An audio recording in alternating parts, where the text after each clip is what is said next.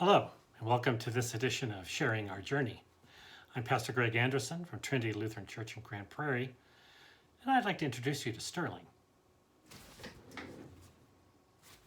That's Sterling there. Sterling is for you purists, a Takamine NP15C. It's my second Takamine. I've been playing guitar for a lot of years. I took lessons for the first time in 5th grade. I'd been in Cub Scouts, and I thought maybe about taking guitar lessons. And so I was like, well, do you want to be in Cub Scouts or do you want to take guitar lessons? So I took guitar lessons. I got a little kind of starter nylon string guitar at Benner Music in Santa Clara, California. And took my first guitar lessons from the lead guitarist of a band called The People. The People were a band started by Larry Norman. And those of you who know the early days of Christian contemporary music, Larry Norman's kind of the grandfather. I almost took drum lessons. And so this instructor took me to the next studio over to where the drum teacher was. And after about a 30-second trial, he said, yeah, guitar. So I was left with a future of playing a little drums on the steering wheel, and that was about it. So I took guitar lessons for about a year, and I'm not quite sure why I stopped. But that guitar sat around for quite a while. And then college came. And when I was at college, I started doing youth ministry. Now, in my day, back when I was doing youth ministry and dinosaurs roamed the earth, you had to play guitar. There were a couple of requirements. You had to have long hair. I did, about down to here. You had to wear sandals or wear clogs, so, it was acceptable. And you had to play guitar. And so in the first youth group I worked with, I bought a used guitar from one of the kids in the youth group who was buying up. And there I was with my Hohner Contessa. And my first song that I learned was They Will Know We Are Christians by Our Love, 2 chords, not too tough. And that's how I learned guitar. I learned chords, I learned songs.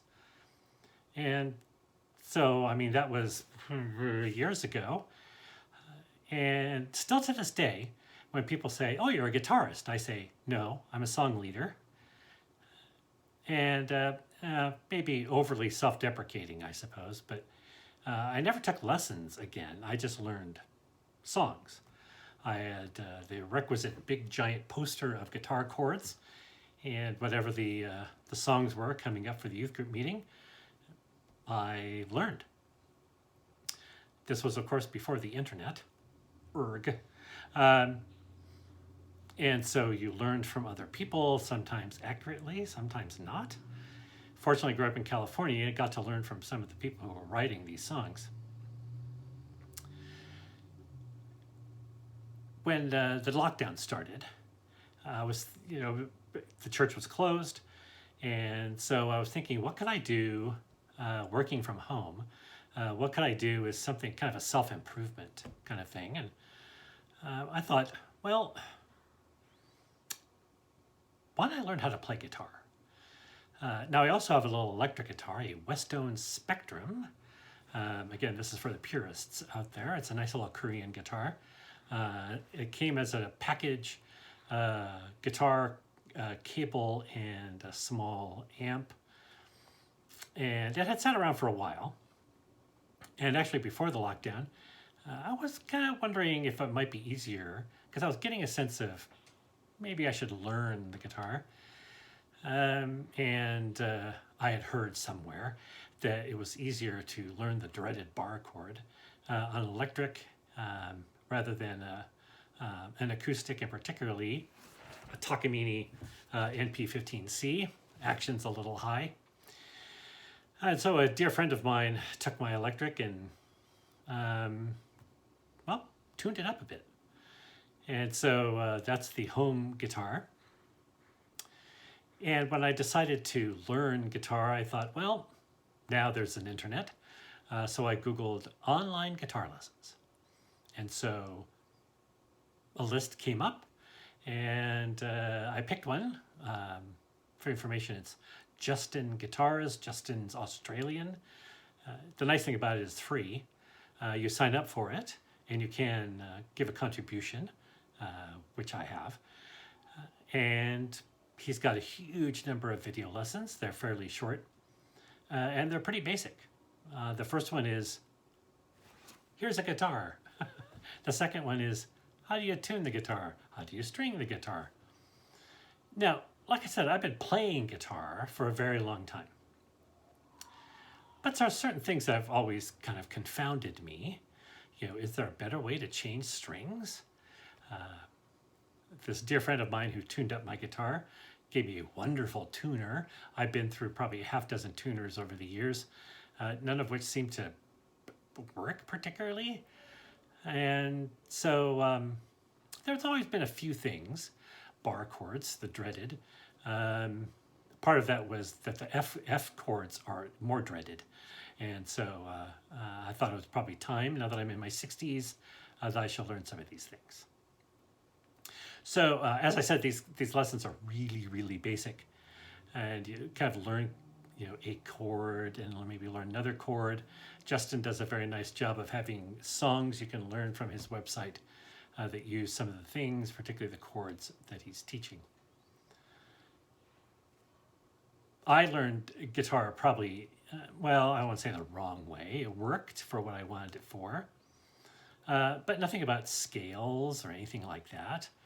And was there a better way to play the chord? And it turns out for some chords, yeah, there are better ways to play them, so that your fingers are anchored in certain places, so changing chords isn't as confounding as it could be. Now, I could have left my guitar skills where they were, but as I said, I thought, here's a good time to pick it up a bit.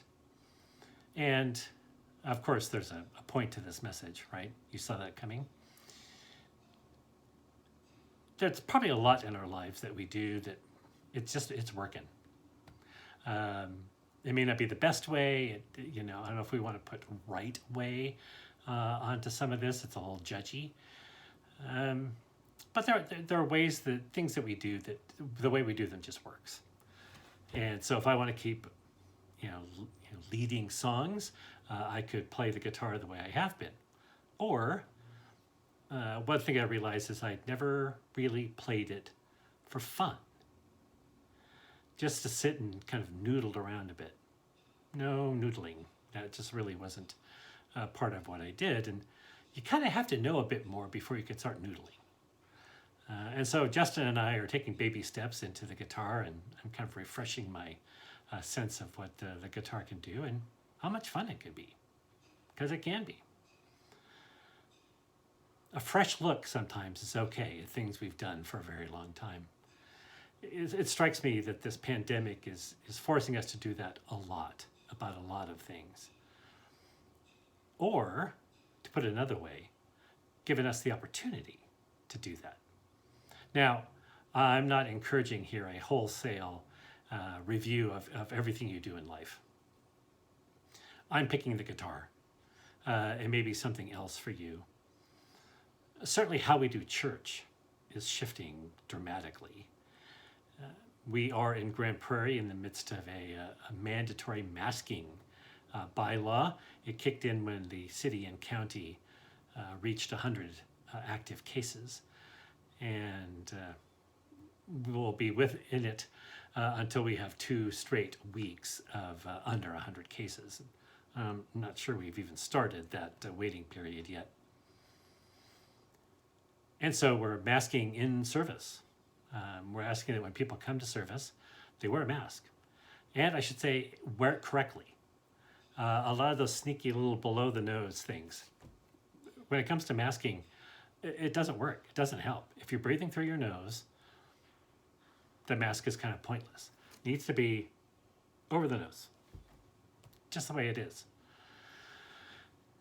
What it also does is not only observes the bylaw, but it allows people who have health concerns to come to church. If everybody's in a mask, everybody feels safer.